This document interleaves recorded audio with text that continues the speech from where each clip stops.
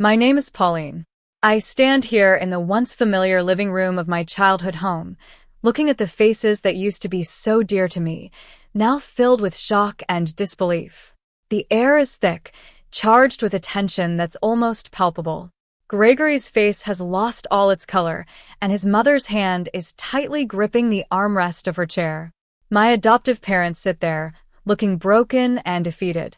Just a short while ago, I walked in, flanked by Leonard, carrying a leather briefcase full of damning evidence, and Hannah, holding her child's hand firmly. The room fell silent, and for a moment, time seemed to stand still. How did I get here? It all started with what was supposed to be a joyous occasion, my impending marriage to Gregory. I came from a well-to-do family. My adoptive parents, Amelia and Edward, were prominent in the tech industry. Amelia was a shrewd businesswoman, always calculating her next move, while Edward was a quieter man, but no less determined in his pursuit of success. They owned a chain of high-tech startups that were making waves in Silicon Valley. I was the apple of their eye. I had grown up in a world of privilege, surrounded by the best of everything. I had attended the finest schools, traveled to the most exotic places, and had every opportunity at my fingertips. I was graduating at the top of my class in computer science, and the future seemed bright and full of promise. Gregory entered my life like a breath of fresh air. He was a well-known entrepreneur in his own right in his late 30s, just a decade older than me. He was charming, articulate, and seemed to have it all. He courted me with precision, always knowing the right thing to say and do.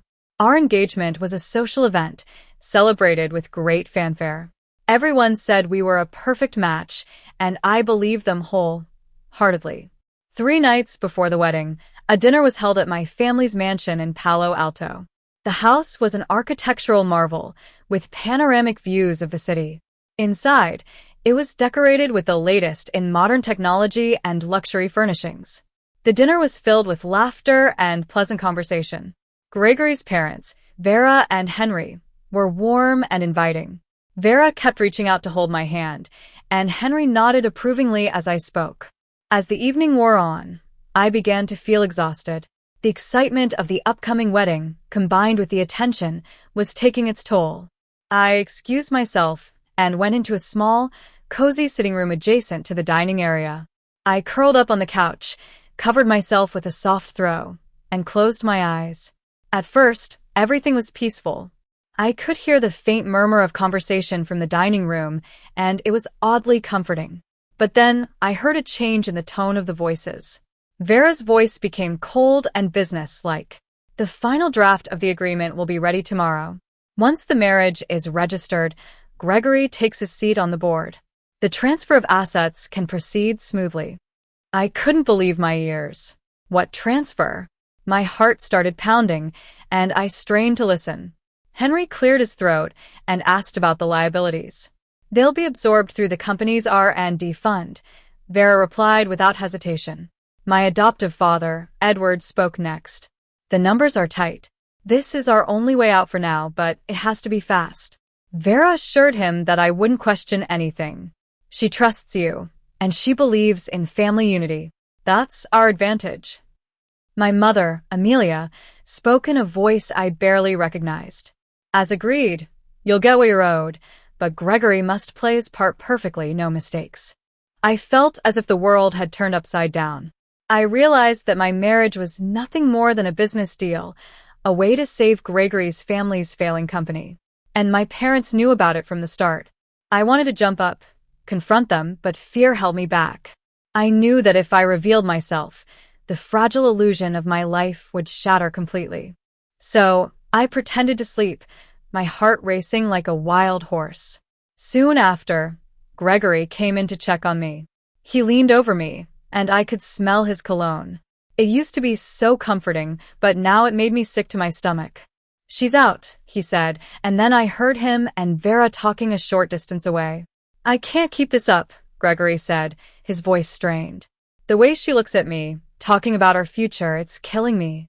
Vera snapped back. You knew what you were getting into. Once the paperwork is done, you can go back to your real life. I also learned about Hannah, another woman, and their child. Gregory was worried about Hannah, saying she was having a hard time with the situation. Vera told him to calm her down, reminding her of what was at stake for his family. The humiliation and pain were overwhelming. I felt like a pawn in their game, a commodity to be traded. I forced myself to stir, pretending to wake up from a doze. Gregory and Vera fell silent immediately. I managed to walk back into the dining room, pretending that nothing had changed. I didn't stay long. I made an excuse about a headache and left.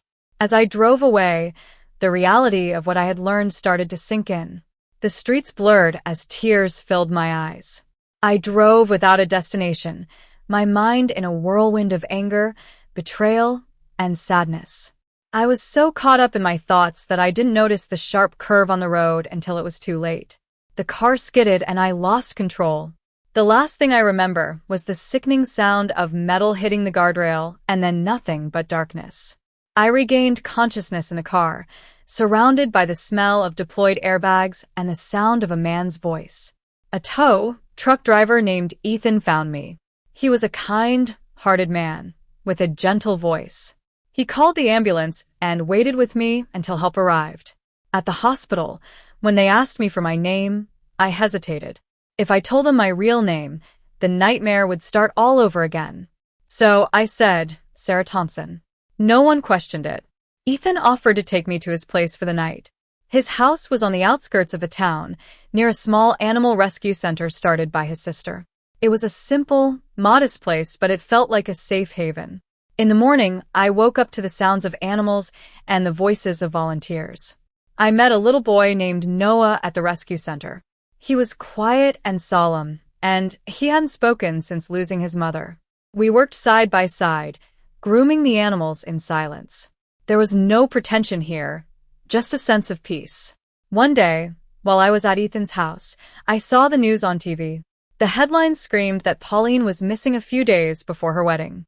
There were pictures of my family, Gregory, and reporters swarming around our mansion. They all looked so concerned, but I knew it was all an act.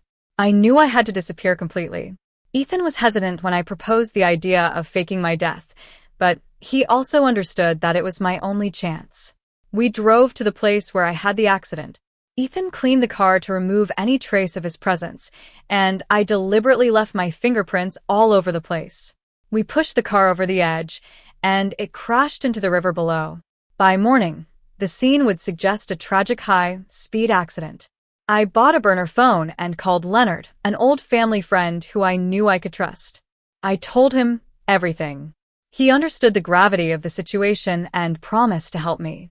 He said that if they thought I was dead, they would make mistakes. Within 48 hours, Leonard found Hannah. He arranged a meeting for us. When I met her, she seemed almost relieved.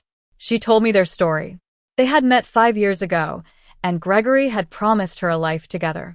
They had a child, and he had provided for them. But then financial problems hit his family, and he decided to marry me to save his business.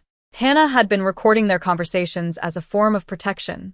She gave me the recordings and some documents, saying that I was the only one who could stop him. She just wanted her son to be safe. I felt a great sense of responsibility. I knew it was time to confront them. So I planned my return, quietly and deliberately. Now, here I am in the living room. Leonard lays out the evidence on the table, financial records, transfer schedules, and the recordings. Gregory tries to interrupt, but Hannah plays the recordings and his voice fills the room, talking about using me as leverage and his plans for the future. Vera finally admits the truth about my adoption. She reveals that my biological parents died in an arson attack carried out by business rivals when I was a baby. My adoptive parents, who worked for my biological parents, saved me and raised me as their own. Vera had blackmailed them, threatening to expose the truth and send them to prison if they didn't agree to the marriage. Leonard outlines the consequences: criminal charges for fraud and coercion. Protection orders are put in place for Hannah and her child. Gregory's family's businesses are seized, and their reputations are in ruins. Gregory himself avoids prison, but is left with a damaged name. Hannah and her child are finally safe, and I take over the leadership of my family's company. I make sure to run it with integrity and accountability. At home, I choose to forgive my adoptive parents. I know they were afraid of losing everything they had built. Gradually, we rebuild our relationship on new terms. I marry Ethan. Our wedding is a small, intimate affair, free from the spectacle of my previous engagement. Noah becomes a part of our family, and he slowly begins to heal. Years later, when people ask me about the scandal, I say that truth doesn't destroy families, silence does. I've learned that betrayal doesn't mean weakness, and sometimes, walking away is the bravest thing you can do. Justice may not always come with applause, but it comes when lies can no longer stand.